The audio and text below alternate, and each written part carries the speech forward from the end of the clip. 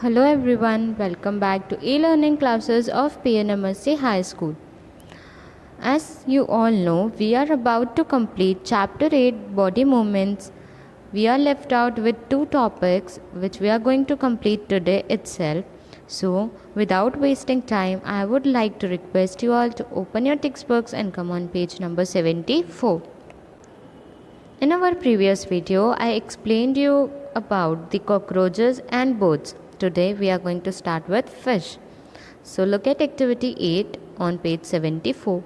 Make a paper boat, put it in the water and push it with one narrow end pointing forwards, figure 8.22a. This means कि paper boats तो सबने बनाए ही हैं. अगर हम paper boat बनाएं और उसे पानी में डाल के उसकी जो नैरो साइड है, नैरो एंडिंग पॉइंट है, वहाँ से अगर हम उसे पुश करें जैसा फिगर 8.22 में आपको दिख रहा है. Did it go into the water easily, तो क्या वो पानी में ईजीली चली जाएगी.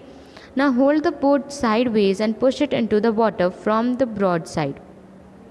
अब अगर हम वही बोट को साइड में से पकड़ें, दैट इज़ उसकी जो ब्रॉड साइड है वहाँ से पकड़ें, ठीक है, जैसा फिगर 8.22b में दिख रहा है. Are you able to make the boat move in water when you push it from this side. अगर हम उस साइड से बोट को पुश करें तो क्या वो बोट ईजिली पानी में मूव हो पाएगी. Have you notice that the shape of a boat is somewhat like a fish. क्या आप लोगों ने नोटिस किया है कि जो बोट का शेप है वो थोड़ा बहुत फिश जैसा भी लगता है. The head and tail of a fish are smaller than the middle portion of the body. The body tapers at both ends. जो फिश की बॉडी होती है उसका जो आगे का पार्ट है that is front part, and जो उसकी फिश की टेल है, हेड और टेल, वो छोटा होता है comparative to their middle portion that is their body. This body shape is called streamline. और ऐसी बॉडी शेप को हम क्या बोलते हैं, streamline. The shape is such that water can flow around it easily and allow the fish to move in water. इनका shape ऐसा है जिसकी वजह से पानी आराम से उनके आजू बाजू से पास हो सकता है और फिश को पानी में मूव करने के लिए ईजी रहता है. The skeleton of the fish is covered with strong muscles. जो फिश का स्केलेटन है, वो जो फिश के बोन्स है वो यूजुअली बहुत ही ज़्यादा स्ट्रॉन्ग मसल्स से कवर्ड है. During swimming, muscles make the front part of the body curve to one side and the tail part swings towards the opposite side. जब फिश स्विम करती है तब क्या होता है, जो उनके मसल्स होते हैं वो फ्रंट पार्ट से बॉडी कर्व हो जाती है और जो डायरेक्शन में उनकी फ्रंट पार्ट बॉडी कर्व होती है उसके ऑपोजिट डायरेक्शन में उनकी टेल जाती है. आप फिगर 8.24 में देखोगे तो आपको दिखेगा, अगर उनका मूवमेंट, फेस का मूवमेंट राइट साइड है तो बॉडी में जो टेल है वो लेफ़्ट साइड है, और अगर फेस मूवमेंट लेफ़्ट साइड है तो टेल राइट साइड मूव करे, that is in the opposite direction. The fish forms a curve as shown in figure 8.24. तो जो फिशेज़ होती है वो ऐसा कर्व बनाती है जैसा 8.24 में दिखाई दे रहा है. Then quickly the body and the tail curves to the other side. और ऐसे ही जो बॉडी और टेल है वो अलग अलग साइड्स में कर्व होती है. This makes a jerk and pushes the body forward. A series of such jerks make the fish swim ahead. This is help by the fins of the tail. और यही reason है कि जो fishes है वो easily पानी में swim कर सकती है. उनकी जो फिन्स होते हैं टेल में, उनकी बॉडी में आगे भी फिन्स होते हैं जहाँ उनका मिडल पार्ट है, एज वेल एज टेल में भी फिन्स होते हैं जिसकी वजह से वो लोग आराम से स्विम कर सकें. Fish also have other fins on their body which mainly help to keep the balance of the body and to keep direction while swimming. जैसे मैंने बोला उनकी टेल्स में तो फिन्स होते ही हैं पर उनकी मिडल बॉडी में भी फिन्स होते हैं, और वो फिन्स क्या काम आते हैं, उनकी बॉडी को बैलेंस रखने में काम आते हैं जब वो स्विम करते हैं.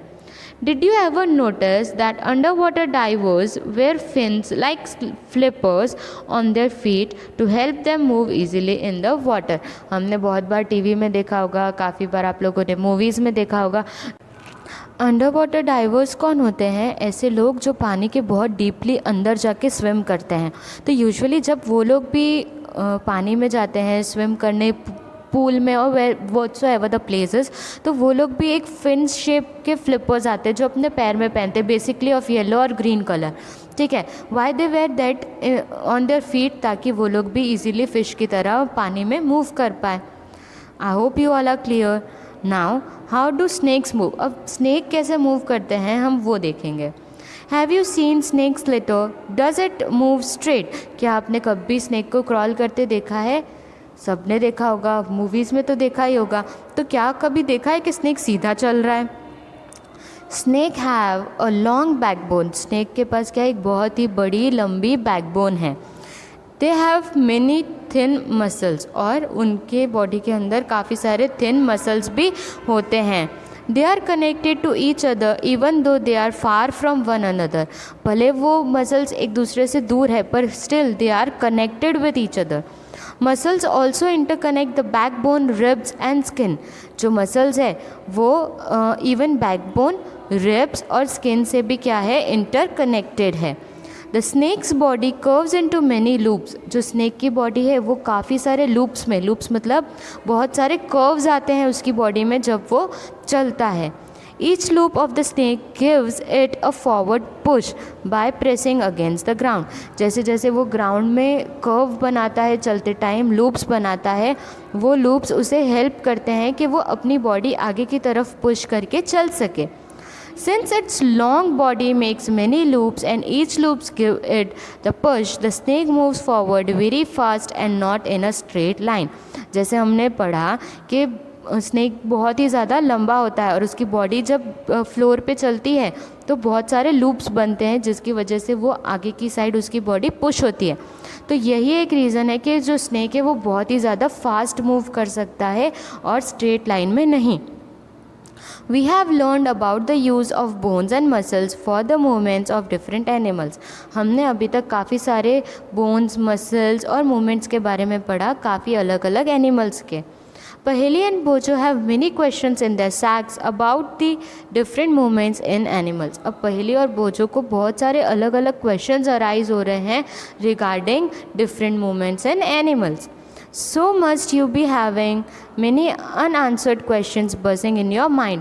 आप लोगों के भी दिमाग में काफ़ी सारे ऐसे क्वेश्चंस होंगे जिनका आंसर्स में भी अभी तक हमको नहीं मिले। फॉर एग्जांपल जैसे हम ह्यूमंस हैं, हमारे 2 पैर होते हैं, तो similarly if I talk about cow, buffalo, goat, इनके 4 पैर क्यों होते हैं, राइट? सो ऐसे क्वेश्चंस भी अराइज होते हैं। The ancient Greek philosopher Aristotle in his book Gate of Animals asked himself these questions.